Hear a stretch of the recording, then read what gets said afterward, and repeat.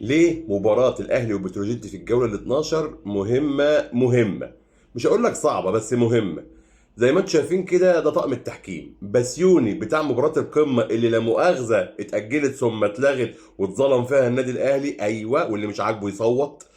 ووائل فرحان على الفار، فربنا يستر ونخش على تاني سبب.